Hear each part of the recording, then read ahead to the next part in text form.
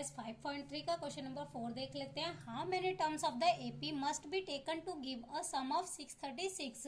इस क्वेश्चन में हमें एक एपी गिवन में है, हमें पूछा है कितनी टर्म्स का सम 636 होगा। तो हमें फाइंड क्या करनी है, number of terms, that means N find करना है। तो ए हमें क्या गिवन में है 9, डी हमारा आ जाएगा 17 माइनस 9, तो 17 में 9 माइनस करेंगे 8, और हमें क्या दे रखा है सम, यानी कि एस एन दे रखा है हमारा कितना 636। अब एस एन का फॉर्मूला लगा लेते हैं। एस एन होता है n बाय 2 ब्रैकेट में 2a plus n minus 1 into D, कितना है हमारा 636। अब n की वैल्यू तो हमें फाइंड करनी है, बाय 2 ब्रैकेट में 2 इंटू ए की value 9 plus n minus 1 into D की वैल्यू कितनी है 8 इक्वल टू 636। अब इसे सिंप्लीफाई कर लेते हैं। n by 2 as it is, bracket में 2 9 जा 18 प्लस 8 को n से मल्टीप्लाई करेंगे 8n माइनस 8 1 जा 8 इक्वल टू 636। अब 18 में से 8 को माइनस करेंगे तो क्या बच जाएगा, n by 2 as it is, 18 में से माइनस करेंगे 8 तो बचेगा 10 प्लस 8n इक्वल टू 636। अब n by 2 as it is, यहाँ पे हमारा 2 कॉमन आ जाएगा तो वैल्यू क्या बच जाएगी 5 प्लस 4n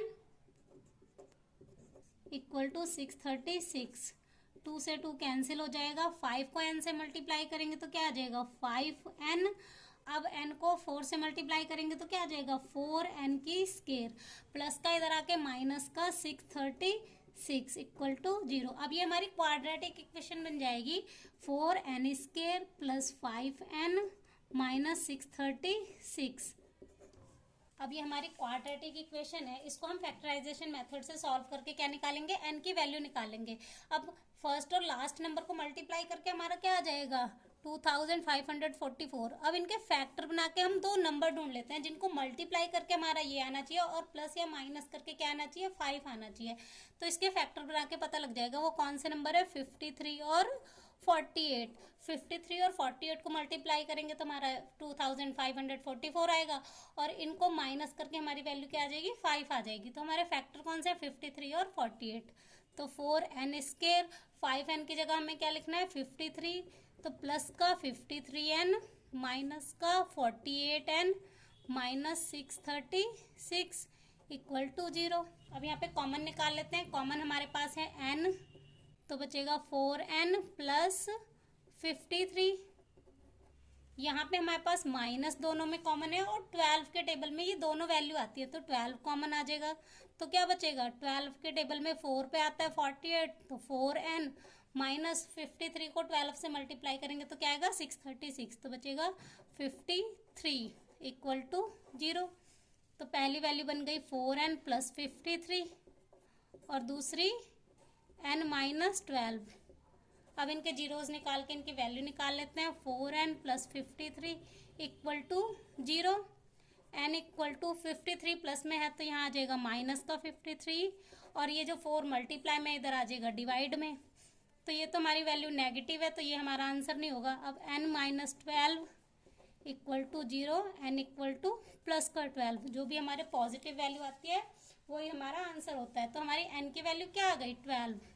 तो कितनी टर्म्स का सम है ये 12 टर्म्स का सम है 636। अब नेक्स्ट फिफ्थ क्वेश्चन देख लेते हैं। The first term of an AP is 5 and last term is 45 and the some is 400, find the number of terms and common difference. इस क्वेश्चन में हमें फर्स्ट टर्म 5 दे रखी है तो ए की वैल्यू हमारी 5 हो गई, और लास्ट टर्म 45 तो एल हमारा 45 हो गया, और सम हमें कितना दे रखा है 400, तो एस एन की वैल्यू 400 है। फाइंड हमें करनी है नंबर ऑफ टर्म्स और कॉमन डिफरेंस, एन और डी की वैल्यू हमें फाइंड करनी है। अब हमें लास्ट टर्म दे रखी है तो हम लास्ट टर्म वाला फॉर्मूला लगा देते हैं। n बाय 2 ब्रैकेट में a plus L equal to 400। n की वैल्यू हमें फाइंड करनी है बाय 2, a की वैल्यू हमारी है 5 plus last term 45 equal to 400। n by 2 as it is, इनको प्लस करके हमारा आ जाएगा 50 इक्वल टू 400। अब ये कैंसिल हो जाएगा 25। अब ये 25 इसके मल्टीप्लाई में तो इधर लेके जाएंगे तो डिवाइड में चला जाएगा, तो n equal to 400 divide by 25। 25 से 400 को कैंसिल करेंगे तो वैल्यू क्या आ जाएगी 16। तो n की वैल्यू हमारी आ गई 16। अब हमें फाइंड क्या करना है d की वैल्यू। तो an का फॉर्मूला लगा देते हैं क्योंकि जो लास्ट टर्म है वो हमारी an होती है। तो an equal to a plus n minus 1 into D. an हमारा हो गया 45 इक्वल टू a की वैल्यू क्या है 5 प्लस n की वैल्यू हमारी क्या आई 16 माइनस 1 इंटू डी। तो हमें फाइंड करना है। प्लस का 5 इधर आएगा तो माइनस का 5। 45 माइनस 5 इक्वल टू 16 में से 1 माइनस करेंगे 15। 15 को डी से मल्टीप्लाई करेंगे तो 15 डी। इनको माइनस करके बचेगा 40। ये मल्टीप्लाई में है तो इधर आ जाएगा डिवाइड में इक्वल टू इधर क्या बच जाएगा डी। अब इनको कैंसिल कर लेते हैं। 5 3 ज़ा 15, 5 8 ज़ा 40। तो डी की वैल्यू हमारी क्या आ गई 8/3। एन हमारा आया था 16 और डी की वैल्यू हमारी क्या आ गई 8/3। अब नेक्स्ट 6th क्वेश्चन देख लेते हैं आगे। 6th क्वेश्चन देख लेते हैं। The first term and last term of an AP is 17 and 350। इस क्वेश्चन में हमें फर्स्ट टर्म दे रखी है 17 और लास्ट टर्म 350। तो ए की वैल्यू हमारी हो गई 17 और लास्ट टर्म हमारी कितनी है 350। If the common difference is 9 और कॉमन डिफरेंस कितना दे रखा है 9। How many terms are there and what is their sum. हमें फाइंड क्या करनी है नंबर ऑफ टर्म्स एंड उनका सम, यानी कि हमें एन फाइंड करना है और एस एन फाइंड करना है। तो एन फाइंड करने के लिए हमें लास्ट टर्म और फर्स्ट टर्म दे रखी है और डी की वैल्यू दे रखी है। अब ये जो लास्ट टर्म है वो हमारा ए एन भी होता है तो हम ए एन का फॉर्मूला लगा के एन की वैल्यू निकाल लेते हैं। लास्ट टर्म हमारी ए एन है तो ये हमारा हो जाएगा 350 इक्वल टू ए की वैल्यू है 17 plus N minus 1 into D की वैल्यू क्या है 9। अब ये प्लस का इधर आ गया तो माइनस का 350 माइनस 17 इधर बच जाएगा एन माइनस 1 इंटू डी की वैल्यू 9। इनको माइनस करके हमारे पास वैल्यू आ जाएगी 333। अब ये 9 इनके मल्टीप्लाई में है तो इधर आ जाएगा डिवाइड में इक्वल टू एन माइनस 1। इनको कैंसिल करके हमारे पास वैल्यू आ जाएगी 37।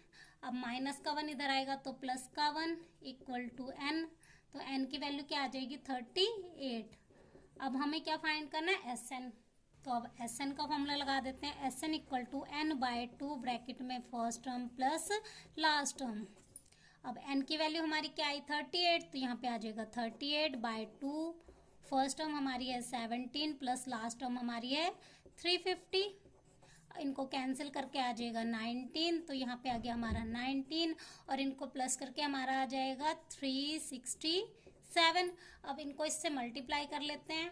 अब इनको मल्टीप्लाई करके हमारे पास वैल्यू क्या आ जाएगी 6973। तो हमारा एस एन कितना आ गया 6973 और एन की वैल्यू क्या आई थी 38।